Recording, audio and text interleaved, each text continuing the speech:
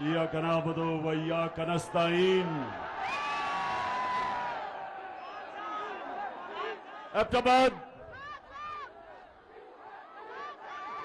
एबटाबाद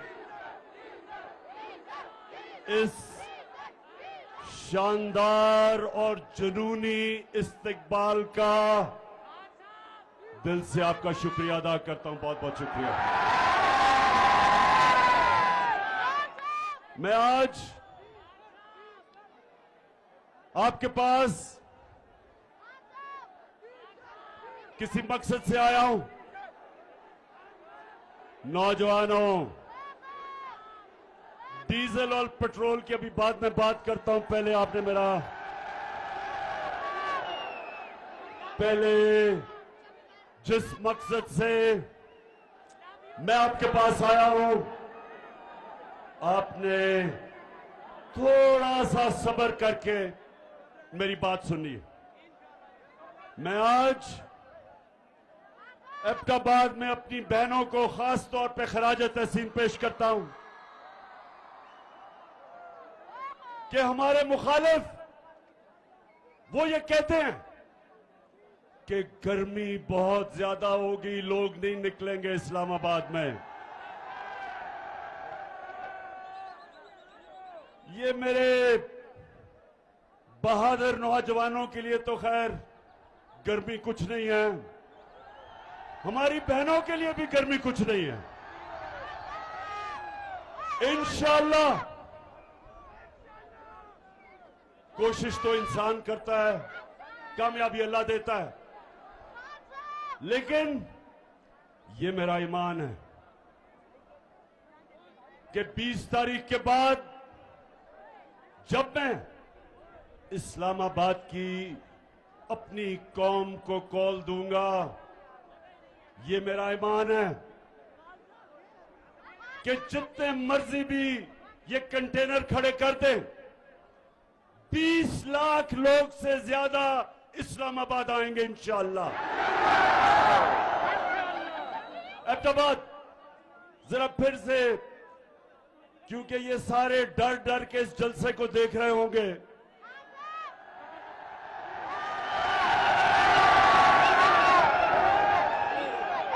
एक तो ये रहा कि आपकी तादाद कितनी ज्यादा और जिस तरह गर्मी में जुड़ के आप सब खड़े हैं, लेकिन दूसरा जो इनको खौफ है वो आपके जुनून का खौफ है। इस्लामाबाद में एक इंसानों का जुनून आने वाला है और एक आवाज होगी इस्लामाबाद में कि हमें हकीकी आजादी चाहिए, हमें इंपोर्टेड हुकूमत नामंजूर। इंपोर्टेड हुकूमत, ये एबटाबाद, ये आपका जुनून वो नहीं होना है जो होना चाहिए। इंपोर्टेड हुकूमत किसी सूरत ये कौम इन डाकुओं की जो अमेरिका से साजिश करके हमारे पे बैठे हैं, कभी पाकिस्तान कौम इनको कभी भी तस्लीम नहीं करेगी।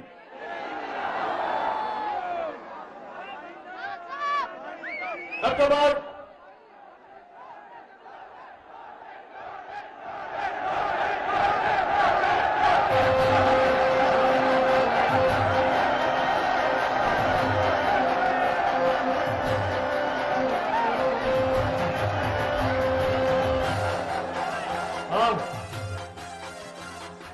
लोटे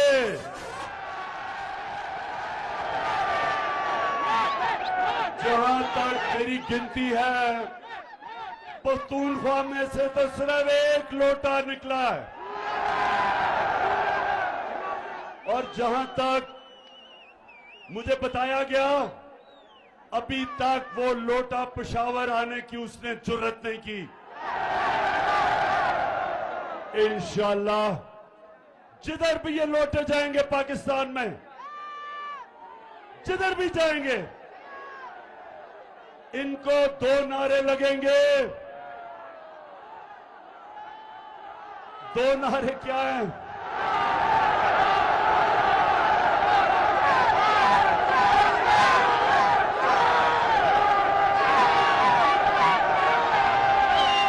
एक लोगों को नारा लगेगा जमीर फरोश चोर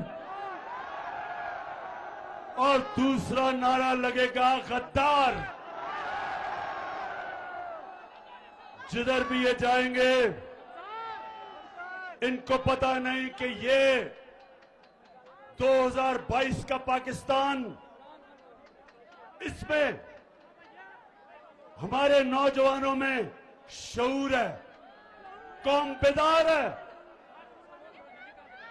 बड़े तो छोड़ो, स्कूल के बच्चों को भी पता है कि लोटा क्या होता है। इन्होंने एक अमरीकी साजिश का हिस्सा बनके, अमरीकी साजिश का हिस्सा बनके एक 22 करोड़ पाकिस्तानियों की मुंतखब हुकूमत को साजिश के तहत हटाया और इनके साथ शामिल थे यहां के मीर जाफर और मीर सादिक। नौजवानों, ये कौन थे मीर जाफर और मीर सादिक? जिनको नहीं पता मैं फिर से बता दूं, मीर जाफर जो मुसलमानों का, मुगलों का गवर्नर सिराजुद्दौला था, उसका सिपहसालार था, कमांडर इन चीफ था। उसने अंग्रेजों के साथ मिलके गद्दारी की सिराजुद्दौला से, मुसलमानों से। अंग्रेज जीते, अंग्रेजों ने बंगाल, जो मुगलों का सबसे अमीर सूबा था, सबसे ज्यादा पैसा बंगाल से आता था, वो सूबे को मीर जाफर की वजह से अंग्रेजों के गुलामी में गया और उसी जो सबसे अमीर सूबा था वहां कहत पड़े। अंग्रेजों ने इतना लूटा कि लाखों लोग भूख से मर गए वहां। और जब अंग्रेज गया 200 साल बाद, तो वो बंगाल हिंदुस्तान का सबसे गरीब सूबा बन गया। और मीर सादिक वो था जिसने टीपू सुल्तान से आखिर में जाके अंग्रेजों के साथ मिलके गद्दारी की और टीपू सुल्तान की शहादत हुई। और मैसूर जो टीपू सुल्तान की सल्तनत थी, अंग्रेजों की गुलामी में चली गई।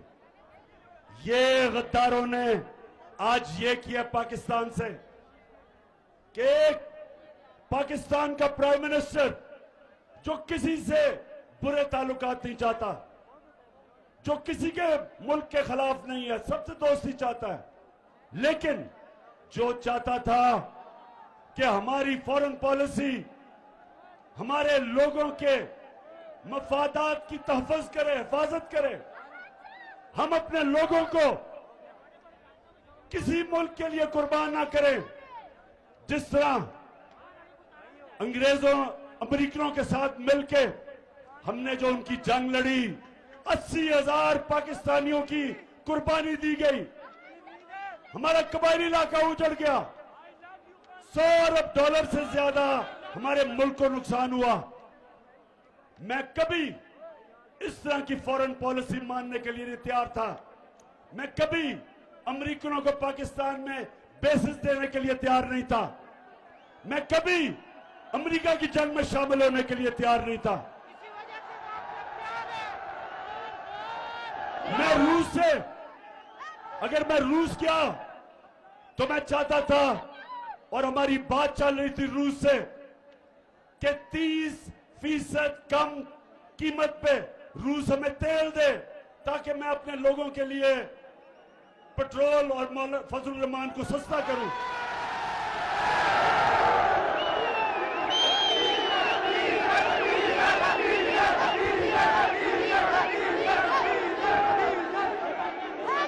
और उसके अलावा 20 लाख टन गंदम जो हमने खरीदनी है, रूस से हमें 30% कम कीमत पे मिल रही थी। तो मेरा मकसद तो मेरी कौम है। मैं क्यों अपनी कौम के मुफादात को अमेरिका के लिए कुर्बान करूं? तो एबटाबाद के लोगों, मेरे पाकिस्तानियों, उनको इस तरह का अमेरिकनों को प्राइम मिनिस्टर नहीं चाहिए था।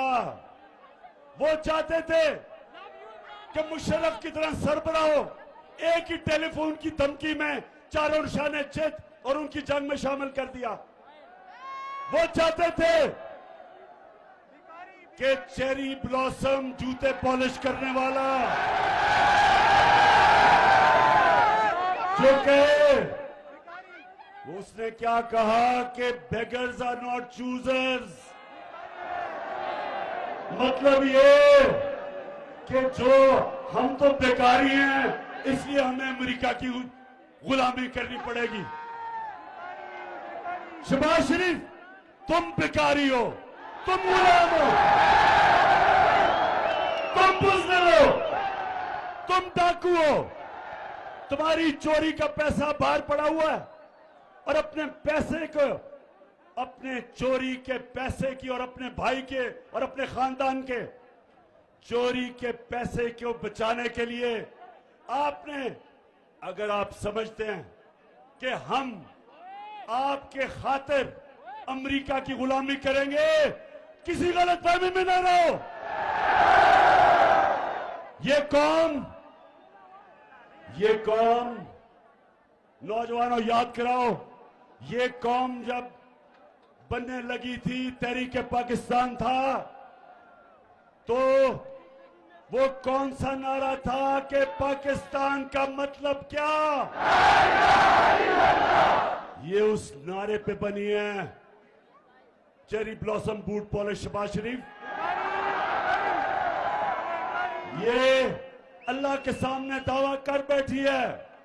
जब वो कलमा पढ़ती है एक मुसलमान कौम, तो वो अल्लाह के सामने गवाही देती है कि अल्लाह, तेरे सामने हम किसी के सामने नहीं झुकेंगे, क्योंकि वो शिर्क है, वो गुनाह है। हम अपने अल्लाह, हम सिर्फ अल्लाह की इबादत करते हैं और उससे मदद मांगते हैं। हम ना किसी सुपर पावर को मांगते हैं। हमारा जो लीडर दुनिया की तारीख का सबसे अजीम लीडर ना आया है, उससे पहले ना आ सकता है, हमारे नबी सल्लल्लाहु अलैहि वसल्लम। हम तो उनकी उम्मत हैं, हम तो उनकी उम्मत हैं। और उन्होंने ये कहा था कि इस्लाम मुसलमानों को गैरत देता है, ला इलाहा इल्लल्लाह इंसान को गैरत देता है। हम किसी के जूते पॉलिश करने वाले नहीं हैं। और इंशाअल्लाह इस्लामाबाद में 20 के बाद जब मैं कॉल दूंगा, तो सारी कौम इस्लामाबाद पहुंच के एक पैगाम देगी, एक ही पैगाम देगी, एक ही पैगाम देगी कि इंपोर्टेड हुकूमत नामंजूर।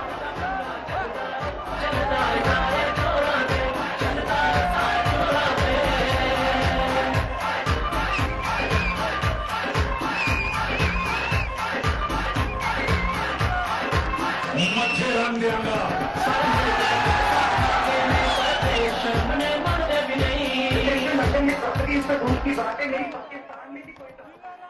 हाँ, कहती मोहतरमा फरमाती है कि लंदन तो छोड़ो, पाकिस्तान में भी कोई प्रॉपर्टी नहीं है। मैंने वैसे जो शरीफ खानदान ने झूठ बोले हैं मैंने कभी किसी को ऐसे झूठ बोलते नहीं देखा। तो अच्छा, अब नौजवानों, बाशऊर नौजवानों, दिलेर नौजवानों और मेरी बहनों, सुनो जरा। मैं आज अपने मीडिया से एक सवाल पूछता हूं। ये जब से इंपोर्टेड हुकूमत आई है, सारी चीजों की कीमतें ऊपर चली गई है। तो मैं अपने मीडिया से पूछता हूं कि कितनी दफा आप माइक लेके दुकानों में और बाजारों में जाके पूछा कि महंगाई है या नहीं है। हमारी बारी तो 4 रुपए टमाटर पड़ते था तो सारे बाजारों में फिरने शुरू हो जाते थे कि जी किधर है नया पाकिस्तान। तो मैं चाहता हूं कि हमारा मीडिया हमारे से जो कर गया, और ठीक है मीडिया को करना चाहिए, मीडिया का काम है तनकीद करना, लेकिन ये जो अब इंपोर्टेड हुकूमत आई है, अब तो मुझे माइक नहीं नजर आ रहा कहीं जाते हुए। अब तो मीडिया के मेरे बड़े बड़े जबरदस्त मीडिया के हमारे लोग हैं, तो मैं जरा आज आपसे दरख्वास्त करता हूं कि खुदा के वास्ते जरा माइक लेके दुकानों में तो जाएं, बाजारों में जाएं, नौजवानों के पास जाएं। घी की कीमत पूछ लें कि घी कितना है, पूछे तो सही कीमतें किधर गई हैं, बिजली कितनी है, और अभी डीजल और पेट्रोल कितना है, पूछे तो सही लोगों से।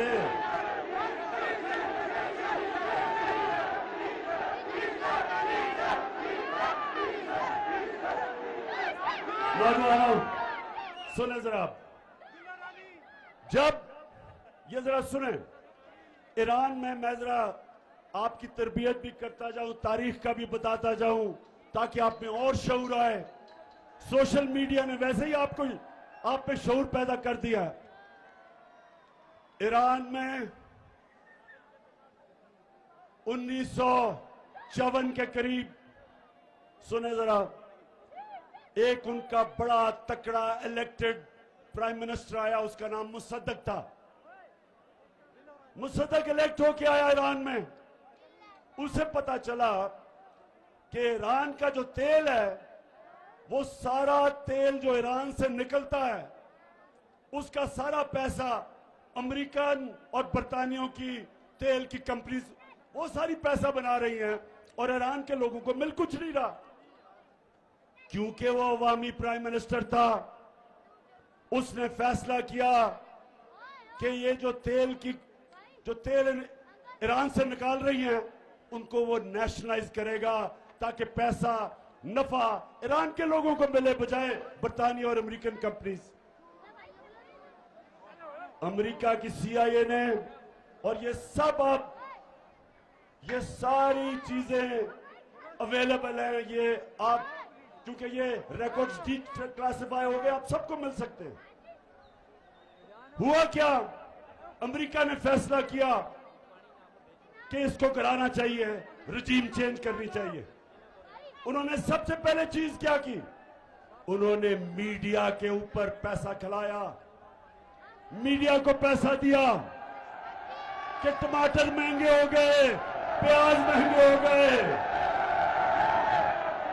उसके खिलाफ, मुसद्दक के खिलाफ, पब्लिक को उसके खिलाफ करने के लिए मीडिया को उठाया।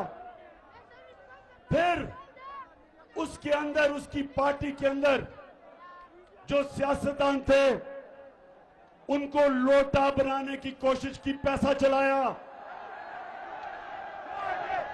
और फिर उन्होंने जो ऑपोजिशन पार्टीज थी, उन ऑपोजिशन पार्टीज को कहा कि इनके खिलाफ मुजाहरे करो। आपने देखा ही होगा, कभी डीजल कह रहे लॉन्ग मार्च करूंगा, और कभी ना बिलावल कह रहे मैं लॉन्ग मार्च करूंगा। कभी सारी 11 की 11 पार्टीज मीनारे पाकिस्तान में निकली इमरान खान को गिराने के लिए। ये ईरान में भी यही हुआ और आखिर में फिर साजिश के बाद मुदाखलत हुई और प्राइम मिनिस्टर मुसद्दक को हटाया गया। यही पाकिस्तान में जो मीडिया के ऊपर पैसा चला है, किन किन के ऊपर पैसा चला है, आपको सबको पता चल जाना चाहिए कि वो आज टमाटर और प्याज की बातें नहीं कर रहे। वो आज बिजली की कीमत जो बढ़ी है बातें नहीं कर रहे। वो आज ये नहीं बता रहे कि ये जनाब एक आदमी जिसको इन्होंने प्राइम मिनिस्टर बनाया है और जिसके बेटे को चीफ मिनिस्टर बनाया है, ये कोई बात नहीं कर रहा कि इनके ऊपर फैमिली पे 40 अरब रुपए के करप्शन के केस हैं। 16 अरब एफआईए के अंदर इनके नौकरों के नाम पे पैसे पकड़े हैं, जिसमें आपने सुना होगा मकसूद चपरासी का, जिसको बाहर भिजवा दिया। 375 करोड़ रुपए एक चपरासी के अकाउंट से निकले हैं। ये एफआईए का केस है। और आते साथ ही चेरी ब्लॉसम बूट पॉलिश ने एफआईए का वो सारे लोग जिन्होंने तफ्तीश की थी उनको निकाला इसने, उनसे इंतकाम कि कैसे तुम्हारी जरूरत है कि मेरे खिलाफ तुमने तफ्तीश की। कहीं नौजवानों, दुनिया में कहीं ये नहीं होता। मैं अपनी अदलिया से पूछता हूं कि मैं बड़े अदब से पूछता हूं कि इतवार को तो आपने सो मोटा एक्शन ले लिया, आपने रात के 12 बजे अदालतें खोल ली, लेकिन ये जो आपके सामने हो रहा है किसी जमहूरियत में यह हो सकता है कि एफआईए में 16 अरब रुपए के केसेस, डाका 1600 करोड़ रुपए का ये बाप और शहबाज शरीफ और उसके बेटों पे, और आप इसमें कुछ नहीं कर रहे। मुल्क का 1600 करोड़ रुपया चोरी हो और ऊपर वो बिठा दें, बिल्ले को बिठा दें दूध की हिफाजत करने के लिए। कौन सी जमहूरियत में ये होता है?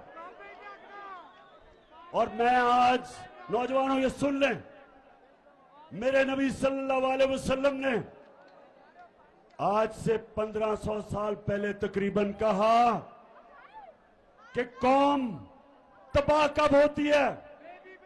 जब छोटे चोरों को आप जेलों में डालते हैं और बड़े डाकुओं को आपका इंसाफ का निजाम नहीं पकड़ सकता, वो कौम तबाह हो जाती है।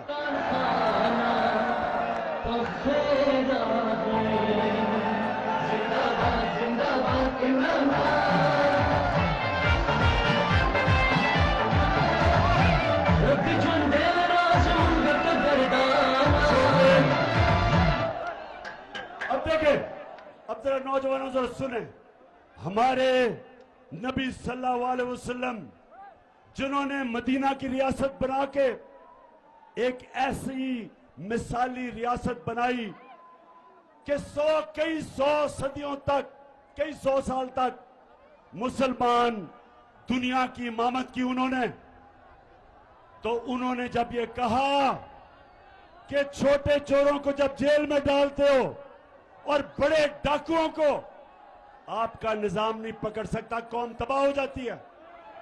छोटे चोर साइकिल चोरी करेगा, भैंस चोरी करेगा, मोटरसाइकिल चोरी करेगा, हाँ मुल्क में तो मुश्किल पड़ेगी, लेकिन कौम नहीं तबाह होगी। कौम तब तबाह होगी जब अरबों रुपया मुल्क से चोरी करके, और जब आप अरबों रुपया चोरी करते हैं, आप बिस्तर के नीचे नहीं रख सकते, आप बैंक में नहीं डाल सकते, आपको मुल्क से बाहर भेजना पड़ता है। और जब अब मुल्क से पैसा बाहर भेजते हैं, डॉलर लेते हैं, जब डॉलर खरीद के मुल्क से पैसा बाहर भेजते हैं, डॉलर की कमी होती है। जब डॉलर कम होता है तो रुपया गिर जाता है, डॉलर ऊपर चला जाता है, रुपया नीचे। जब रुपया गिरता है, और जैसे ये आए हैं रुपया गिरना शुरू हो गया। जब रुपया गिरता है नौजवानों, तो महंगाई होती है, सब चीज महंगी हो जाती है, गुर्बत होती है, मुल्क तबाही की तरफ चला जाता है। आज एक एक दुनिया में मुल्क जो गरीब है, उन सारे मुल्कों पे एक चीज है, उनके पैसे वाले लोग पैसा चोरी करके मुल्क से बाहर लेके जाते हैं और उनका इंसाफ का निजाम उनको नहीं पकड़ सकता।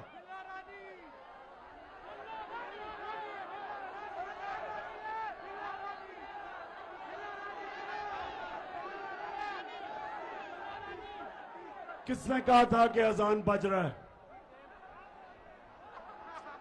अजान के 2 मिनट सांस ले लो। अभी मैंने आपसे और आखिर में 2-3 बड़ी जरूरी बातें करनी है। मैंने आप सबको तैयार करना है इस्लामाबाद के लिए, और इसमें हमारे खानदान भी आएंगे, फैमिलीज आएंगी, सबसे ज्यादा मेरे दिलेर नौजवान आएंगे। और पख्तूनख्वा, क्योंकि आप इस्लामाबाद के सबसे करीब हैं, तो मुझे सबसे ज्यादा मैं पख्तूनख्वा के लोगों को वहां देखना चाहता हूं। और मेरे लिए नहीं आना आपने अपनी हकीकी आजादी की जंग लड़ने आना है। आपने कायदे आजम का पाकिस्तान बनाने आना है। होगी अजान? अच्छा जी नौजवानों, सुनो जरा मेरी बात। अब मैं अपनी बात की खत्म करने की तरफ जा रहा हूं।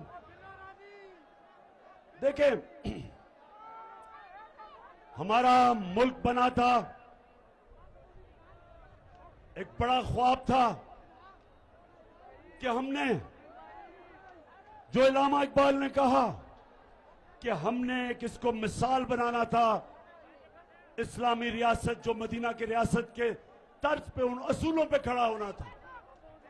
इसलिए अगर हम ये इंपोर्टेड हुकूमत, ये करप्ट लोग, ये डाकू, ये जिस तरह वो इंटीरियर मिनिस्टर कातिल, अगर हमने इनको तस्लीम कर लिया, ये हम पाकिस्तान की ख्वाब से सबसे बड़ा धोखा करेंगे। इसलिए आप जब इस्लामाबाद आएंगे तो हमने फैसला करेंगे, हम सारी कौम को बताएंगे कि हमें आजादी चाहिए, गुलामी नामंजूर। हमें राय हक चाहिए। हम अमर बिल मारूफ पे चलने वाले हैं। हमें अल्लाह का हुक्म है, एबटाबाद हमें अल्लाह ने हुक्म दिया है कि अच्छाई के साथ खड़े हो, अमर बिल मारूफ व नही अनिल मुनकर, बुराई के खिलाफ अच्छाई के साथ। जो मैं बार बार कहता हूं, न्यूट्रल न्यूट्रल बनने की अल्लाह ने हमें इजाजत नहीं दी। हम अच्छाई का साथ दें, राय हक पे चले, इंसाफ के लिए खड़े हों, लेकिन अल्लाह ने हमें ये इजाजत नहीं दी कि मैं कहूं ना मैं तीतर हूं ना मैं बटेर हूं, मैं तो न्यूट्रल हूं। मैं बार बार कहता हूं, न्यूट्रल सिर्फ जानवर होते हैं। इंसान को तो अल्लाह को जवाब देना होता है। उसने तो दुनिया में भेजा है और उसने आपको कहा है कि आखिरत में मैं तुम्हारे से जवाब लूंगा। क्या तुम राय हक पे चले? क्या तुम इंसाफ के साथ खड़े हुए? क्या तुमने जुल्म का मुकाबला किया? क्या तुमने नाइंसाफी के खिलाफ जिहाद की? क्या तुमने अपनी आजादी के लिए, क्योंकि अल्लाह ने तो आपको ला इलाहा इल्लल्लाह के बाद आजाद कर दिया, क्या आपने एक इंपोर्टेड हुकूमत के खिलाफ जदोजहद की? पूछेगा अल्लाह आपसे। आप ये नहीं कह सकेंगे नहीं जी मैं तो न्यूट्रल हूं। आपको उसने ये इजाजत नहीं दी। जानवरों को आप देखते हैं प्रोग्राम्स में, बड़ा शेर आके किसी हिरन या किसी जानवर को पकड़ लेता है, कोई उसको बचाने नहीं आता क्योंकि वो न्यूट्रल है सारे। इंसान को उसने इजाजत नहीं दी। इंसान को उसने कहा है आप जालिम के खिलाफ खड़े हो, मजलूम के साथ खड़े हो, आप सच के साथ खड़े हो, झूठ के खिलाफ खड़े हो, आप अच्छाई के साथ खड़े हो और बुराई के खिलाफ जहाद करें। आप कभी भी जब आप तस्लीम करेंगे कि 60% कैबिनेट जमानत पे है, प्राइम मिनिस्टर जमानत पे है, चीफ मिनिस्टर पंजाब जमानत पे है, बाप बेटे के अलावा नून लीग को कोई मिलता नहीं है, उधर आसिफ जरदारी जमानत में है, उसकी राना सनाउल्लाह जमानत पे है। तो ये जब जिस मुल्क के ऊपर चोर डाकू कातिल ऊपर बैठ जाए, नौजवानों उस मुल्क का कोई मुस्तकबिल नहीं है और हम सब पे फर्ज हो जाता है कि हम इस जुल्म और नाइंसाफी के खिलाफ खड़े हो। तो मेरी सारी आपको आज पैगाम एक ही है, तैयारी करें। 20 तारीख के बाद जब भी मैं आपको कॉल दूं, हाथ खड़ा करके बताएं कि आप तैयार होंगे उसके लिए। जो वहां नहीं पहुंच सकते वो अहमदाबाद में निकलें, लेकिन निकलें सब। आप सब निकल के बताएं, अमेरिका को भी पैगाम जाए कि ये गुलाम कौम नहीं, ये आजाद कौम है और हम चेरी ब्लॉसम को बिल्कुल तस्लीम नहीं करेंगे। और ये जो इसने आके कहा कि मैं अपने कपड़े भी उतार दूंगा आटा सस्ता करने के लिए, खुदा के वास्ते शहबाज शरीफ ये ड्रामे खत्म करो। तुम्हें लोग पहचान गए हैं, वो ऊंची बड़ी बड़ी हैट पहन के कभी किधर पड़ रहा है, वो ड्रामे कर रहा है कि मैं अपनी कपड़े उतार दूंगा। शहबाज शरीफ खुदा के वास्ते कपड़े ना उतारना, हम खौफ से मर जाएंगे। सिर्फ एक काम कर दो, वो जो तुमने और तुम्हारे भाई ने और तुम्हारे दामाद ने और तुम्हारे बेटों ने और नवाज शरीफ के बेटों ने और इसहाक डार और उसके बेटों ने जो तुमने पैसा चोरी करके बाहर लेके गए हो, बस वो आधा ही पैसा ले आओ, हम गंदम की कीमत खुद ही नीचे कर देंगे। ड्रामों का टाइम चला गया शहबाज। ये सोशल मीडिया का जमाना है, हर रोज या तुम्हारा झूठ पकड़ा जाता है जहां वो मरियम का झूठ पकड़ा जाता है। जलसा किया अभी पिछले दिनों में किधर पिंडी गेप में, 4 बजे जलसा था, कोई लोग ही ना निकले, लोग ही ना निकले। फिर बड़ी दूर दूर से लोगों को लाके अंधेरे में जलसा करके और झूठ का पुलंदा कि मेरी पाकिस्तान तो इंग्लैंड तो छोड़ो, पाकिस्तान में भी कोई प्रॉपर्टी नहीं है। अच्छा, अब आखिर में अहमदाबाद बाप का मैं शुक्रिया अदा करना चाहता हूं, जिस तरह आपने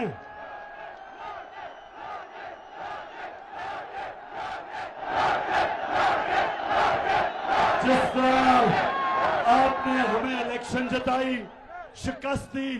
कहते थे कि नून लीग का गढ़ है, नून लीग ये आज मेरी बात सुन लो, इलेक्शन से ना भागो। जब भी इलेक्शन होगा तुम समझते हो कि तुम अब सेंट्रल पंजाब में रह गए हो, तुम्हें सेंट्रल पंजाब में भी अब छुपने की जगह नहीं मिलेगी, क्योंकि इस पंजाब के पाकिस्तान के लोग गैरतमंद लोग हैं। हमारे लोग गैरतमंद हैं। हम बूट पॉलिशरों को साथ नहीं चलते, हम अमेरिका के गुलामों के साथ नहीं चलते, हम डाकुओं के साथ नहीं चलते। ये कौम अब तैयार है।